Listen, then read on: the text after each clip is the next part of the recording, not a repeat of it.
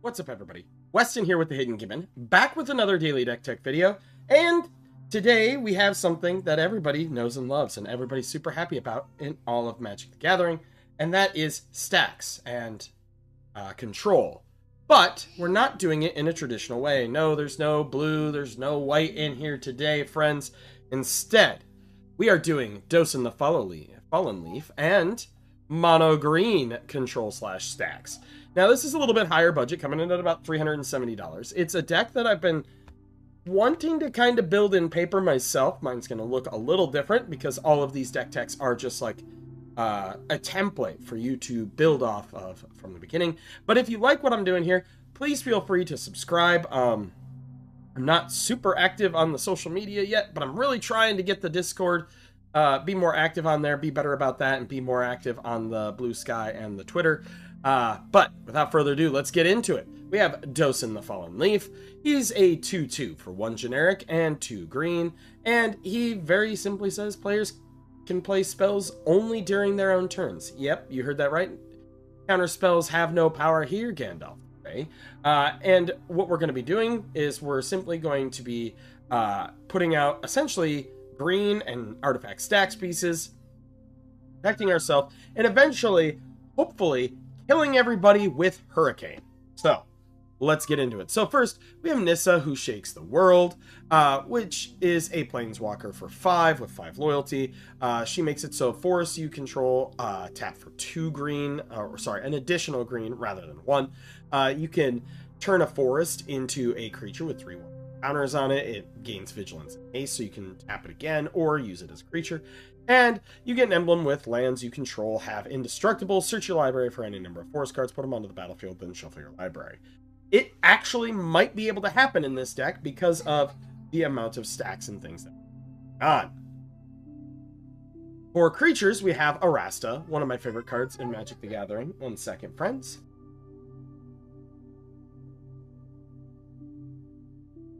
Sorry about that. My daughter got her building blocks stuck underneath a cabinet, and so I had to get them out for her. But we have Arasta, the Endless Web. Like I said, one of my favorite cards in Magic the Gathering. Makes it so whenever an opponent casts an instant or sorcery spell, you get to create spiders with reach. These will be your blockers. Since we are not running that many creatures, we do need some that help protect us. Next, we have Brown Oaf. It's a 1/1 for 1, and you can tap 2 to counter target activated ability from an artifact source. Notice it does not say unless it is a mana ability. So, you know, you can have this sit out here to be able to crack and just stop people's things from being able to be activated. We have Collector Oof, something that people love to hate in Magic the Gathering. It simply says activated abilities of artifacts can't be activated. Again, this does not say unless they're mana abilities. So, you know, like you can sit there and laugh at people's treasure tokens and things like that. We have Elvish Mystic. You know, it's a mana dork. It's in here just to help us power out Dosan a little faster if we can get it. We have ourselves Acidic Slime, Death Touch, and when this creature enters, destroy target artifact, enchantment, or land. You know what? Field of the Dead? Not today, friend. Not today. Oracle Moldiah. You may play an additional land each of your turns. You can play with the top card of your library or field, and you may play lands from the top of your library. We have Reclamation Sage, which is when this creature enters, you may destroy target artifact or enchantment. We have Spore Frog, which is a Fog Frog. Sacrifice them to prevent all combat damage that would be dealt this turn. And then we have Tajuru Preservers. Spells and abilities your opponents control can't cause you to sacrifice permanents. And then we have Vorinclex, who is no longer a game changer because he costs 10 trillion mana, and he has Trample. He's a 7/6 for 8, and whenever you tap a land for mana, you add 1 mana, additional mana of a type that land produced. And whenever an opponent taps a land for mana, that land doesn't untap during its controller's next tap step. It essentially puts a stun counter. This is like pre-stun counters, though. We have sorceries in here. We have ourselves Calming Verse. Destroy all enchantments you don't control. Then if you control an untapped land, destroy all enchantments you control. Now, this looks like a huge downside, but when we're making it so our opponents can't play things at instant speed, tapping down your lands isn't potentially the worst thing that you can do. So Calming Verse, fine. Creeping Corrosion is destroy all artifacts. Cultivate Kodama's Reach, Rampant Growth, Tempt with Discovery, Sky Shard Claim, 3 Visits, Nature's Lore. These are all in here to ramp. We have Harmonize to draw some cards. Hurricane is a win condition here. All players and flying creatures suffer X damage. Man, I love the wording on this card. But in essence, it deals X damage to all creatures with flying in each player. Then we have ourselves our instants, which we have 13 in here. We have Archdruid's Charm. You can choose one. Search your library for a creature or land card, reveal it, put it on the battlefield tapped. Otherwise, put it into your hand. Shuffle.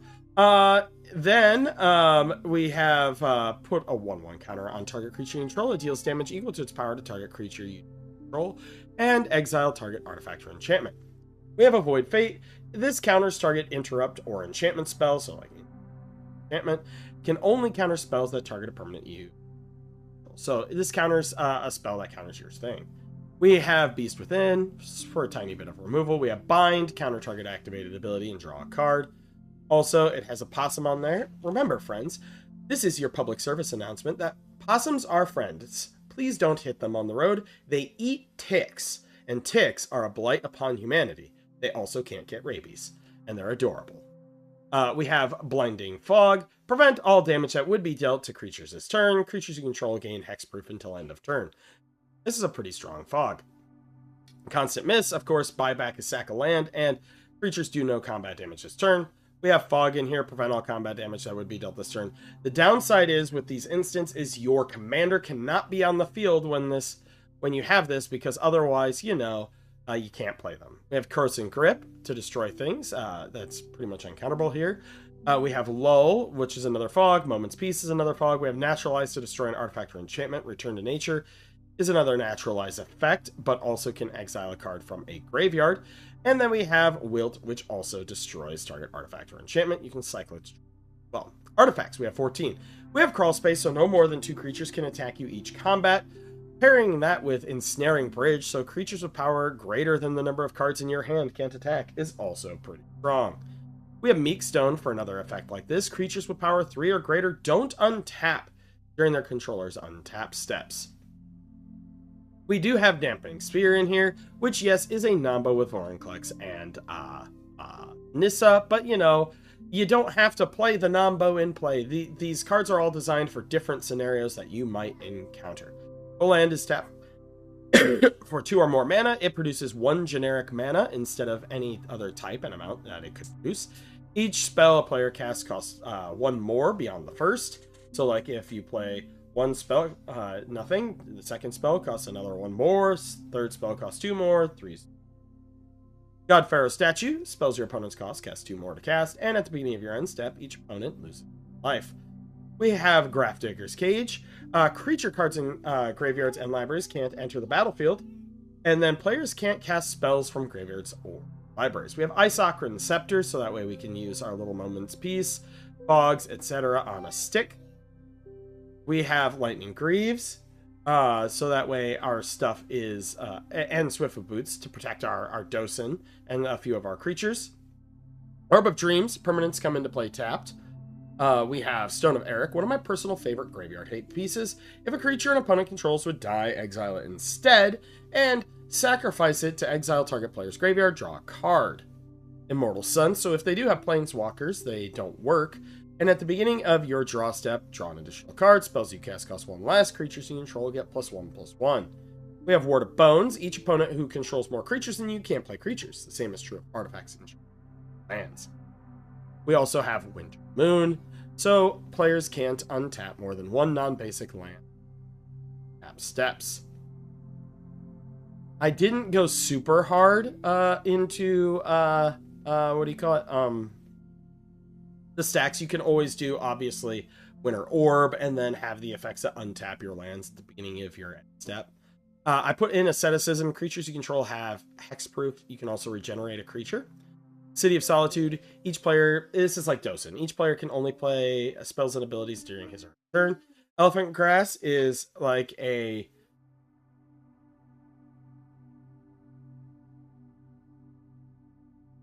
Sorry.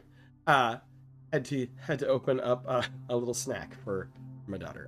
Elephant Grass is like A ghostly prison effect, cumulative upkeep 1. Black creatures can't attack you, so if they have a black deck, just, you know, done right there. And non-black creatures can't attack you unless they pay 2 for each attacking creature. We have Hum of the Radix. Each artifact spell costs 1 more to play. For each artifact its controller controls. Kenrith's Transformation, turn something into a 3/3 elk. Life Gift. Whenever a land comes into play, you may gain life. And notice, this doesn't say your lands. It's a land. Lignify, turn something into a tree folk. Nature's Wrath. During your upkeep, you pay a green, or you bury it. Whenever a player puts a swamp or black permanent card into play, he or she sacrifices a swamp or a black permanent. Whenever a player puts an island or a blue permanent into play, he or she sacrifices an island permanent. This card is really mean. It also costs 6, so it's a little trickier to get out there. We have Primal Order. During each player's upkeep, Primal Order deals that to that player an amount of damage equal to the number of non-basics they control. We have Revelation. All players play with the cards in their hand on the face up on the table. I play with Telepathy, friends, in some of my blue decks, and I cannot stress to you enough how much people absolutely hate playing with their hands revealed. They hate it, and they will come for you. Root Maze. All artifacts and lands come into play tapped. Sandworm Convergence. Creatures with flying can't attack you. 4 planeswalkers you control. And at the beginning of your end step, you create a 5/5 green creature token. So this is kind of a win con and a protection.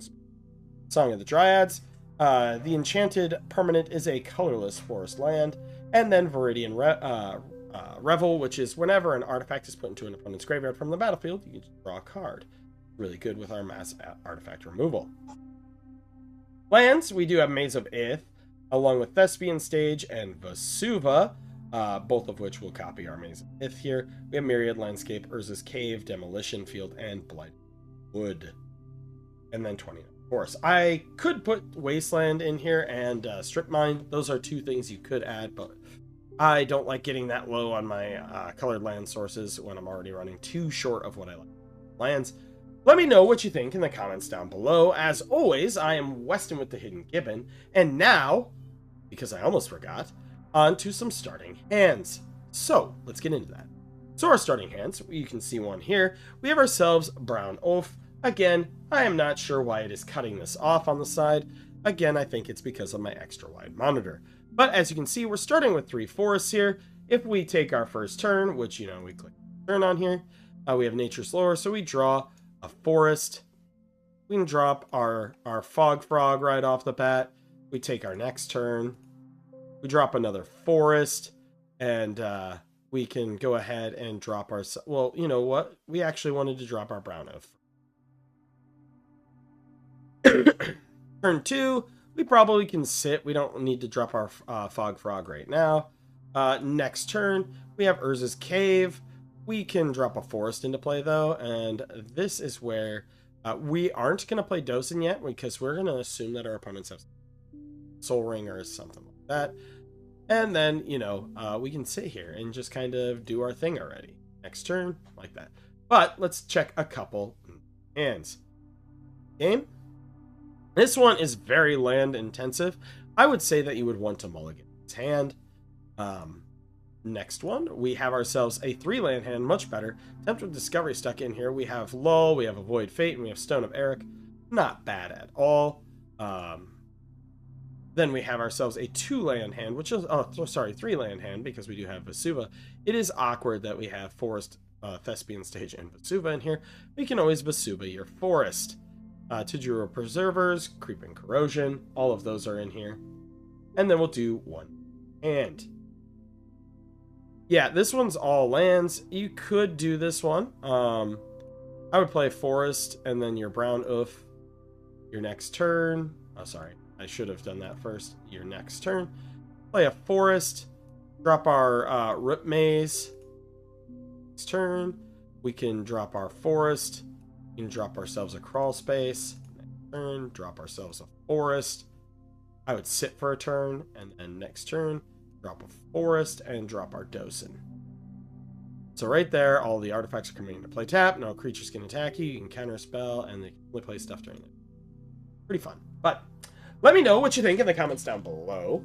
Let me know if I'm doing a good job with this. If you think that I am, feel free to subscribe. You don't have to, but it's only if I've earned it. If you have a commander that you think would be cool for a commander deck tech, feel free to drop that in the comments down below. If you have a commander deck that you would love to see showcased on the Hidden Gibbon, of course, drop the link to the Moxfield with a short description of the deck and its game plan in the comments, and I will make sure to showcase that, of course, giving you all of the credit. But, as always, I am Weston with the Hidden Gibbon, and I hope you all have a wonderful day.